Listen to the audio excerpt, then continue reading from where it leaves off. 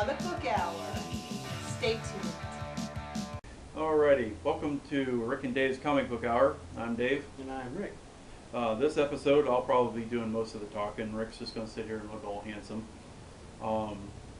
This episode, or issue, I guess we call them, I'm going to go over some. I guess you call them issues on the thing, so I keep I don't mean forgetting. to confuse you. Yeah, I know. It's terrible. I know. I'm going to be old next week, and I'll get even more confused. Well, Jay's got a birthday coming. Yeah. But anyway, one of my favorite things to do, since obviously collecting comic books, is reading about comic book creators. I've really gotten into picking up some books every once in a while on various creators from the past, and especially the guys way back in the 30s and 40s that really established the comic book industry and came up with the characters that we know and love today. And so there's been some, I guess you call them biographies put out. The first one is Will Eisner, A Spirited Life. It was written by a guy named Bob Endelman, and this is a very, very good book. I read it, I think, last year, and it goes over Will's entire life, and I should say Mr. Eisner.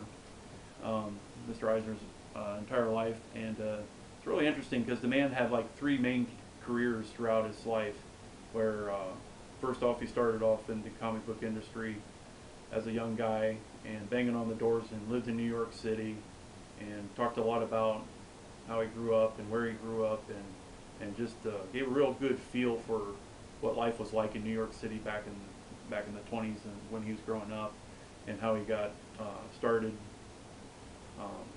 in the various working for different comic book places, and got to be an artist and all this stuff, and at 22 he was probably one of the smartest guys.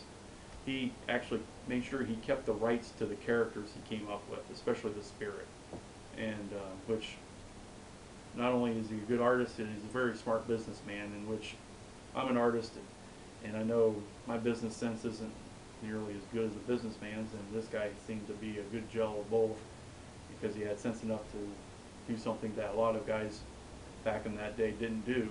And a good example is that the guys who created Superman sold their rights for $130, and kind of lost out on a lot of Well, they eventually got some of the money. yeah. It took a lot of lawsuits to do it. It took a lot of suing and a lot of lawyers and a lot of crap to get any. So actually lawyers made money off of this character more than probably Yeah. DC and Yeah, that's for sure. Simon and And Schuster.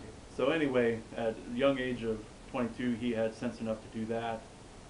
Then World War II came along, and he got involved with that. But they found out what an artist he was, and got stationed in Washington D.C. and worked a lot with the coming up with what do I call it? Technical manuals, how to build this, how to make your put your gun together, how to fix your Jeep, whatever. And he used So he was a pretty good technical artist as well. Yes, yeah, he's a good technical artist. He used a lot of cartoons to illustrate, how to add some humor to it so the guys can relate.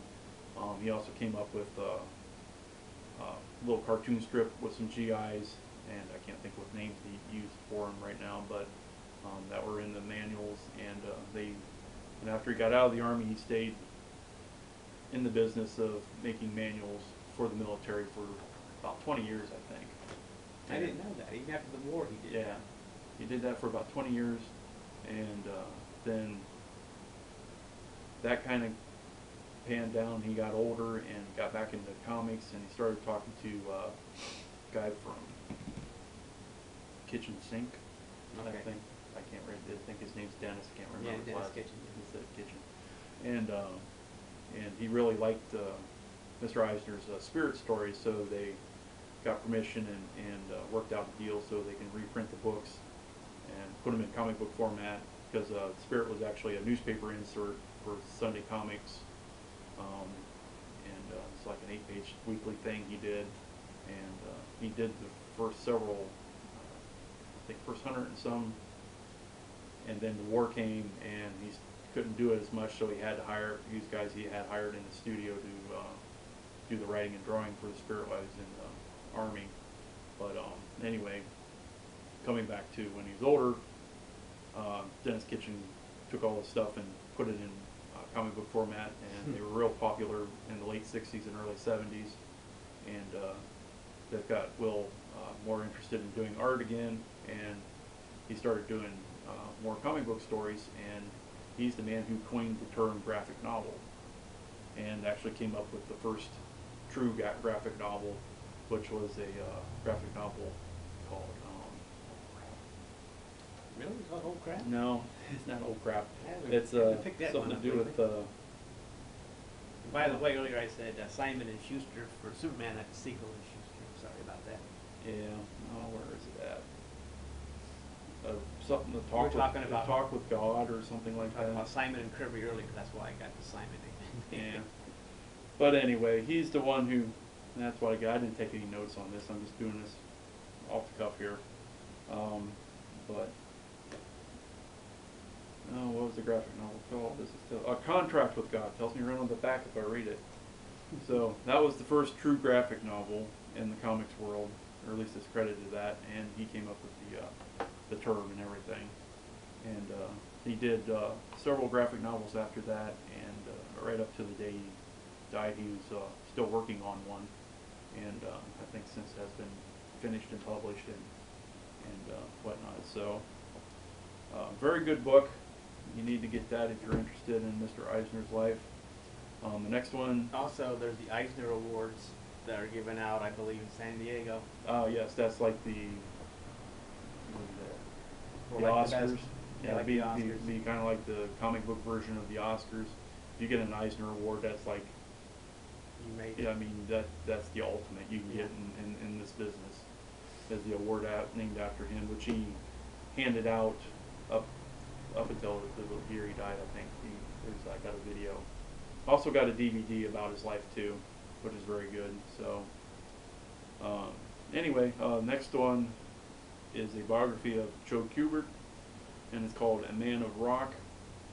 And this is very well done too. He passed away last year, and so since then somebody's been reprinting some of this stuff that hadn't been printed before, I think.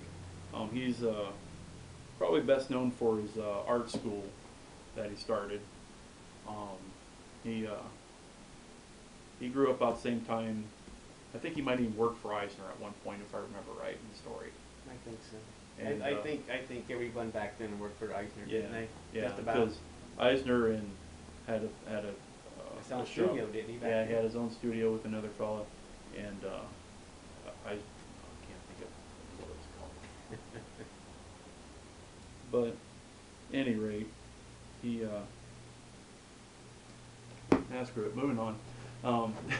You'll have to get the book and read it. You either get the book or use your friend Google. Yeah, Google it. But I think at one point in the story here it talks about when he worked for Will Eisner at some point in his career when he got started, and how he moved up through. He worked on Hawkman, and that kind of really got him started in the comics, and then eventually he talks about how he got the school started, and he's also has two sons that are still active in the comic book world. Exactly. And they are some of the best artists out there, and his sons are. And so this is a very good book if you're interested in this. And he also did a lot of Tarzan and Sergeant Rock. I mean, he did a very, very long run on Sergeant Rock. And If anything, he's probably known for his run on Sergeant Rock. yeah, that's probably his most famous run. Yeah. So between that and his school are probably the two main things he's really well known for. So this is a good book to get. It's not too terribly thick, and it's a lot of good fun reading. Now the last book I want to talk about is Schultz and Peanuts, a biography by David Michaelis. Did I say that? Yep. Oh, and Man of Rock was by Bill Shelley. Sorry. This here is a very comprehensive look at Charles Schultz's life, I mean, they go into very detail about when he grew up, where he grew up, how he grew up. His Charlie Brown's dad is a barber. Well, the idea came because his dad was a barber, and so talks about when he's growing up, and he's the only child living in this Minneapolis, St. Paul area, and went through. He got his art training through a correspondence course, and he actually worked for the correspondence course for a while, and then knew he wanted to be a cartoonist ever since he was a little boy, and talks a lot about that and how he eventually came up with the Charlie Brown, which is a name he used from a friend he knew. There's an actual guy named Charlie Brown out there. Probably still is, several of them, but he happened to know a guy by that name and thought it was a cool name and asked permission if he could use it, and the guy said, yeah, sure, why not, and came up with all the Peanuts gang. He wanted to call the strip, I think, Little Folks, but back then the syndication, the newspaper era back in the late 40s and 50s, they pretty much had final say on how things went, and some business guy, editor or whatever, said, we're going to call it Peanuts, and he always hated that name, but Yes, he did. He did not he like that name he at didn't all. like the name Peanuts for the strip, but it stuck, and he became the most famous comic book or comic strip artist ever, and he did every strip from that came out in October 1951 all the way to his death, which last one came out in, I was just reading this, in 2000, Yeah. February 13th of 2000, when he passed away. So there's 3 very good books you need to get. Suggest that you look on your eBays and your Amazons and wherever else you find your books and see if you can pick up copies. I got this at a discount bin, so that was pretty good. $7 I think I spent on that. Good deal. Yeah, and the other 2 I think I got for gifts. But so if you like to read more about the history of comics, there's some good reading material you need to go look up and see how these guys, what they did and how they got started, and it's very interesting, and the success that they managed to achieve in their lifetime. So hope you enjoyed what I had to say about that. Hope you learned a little something, but we'll catch you next time. Goodbye.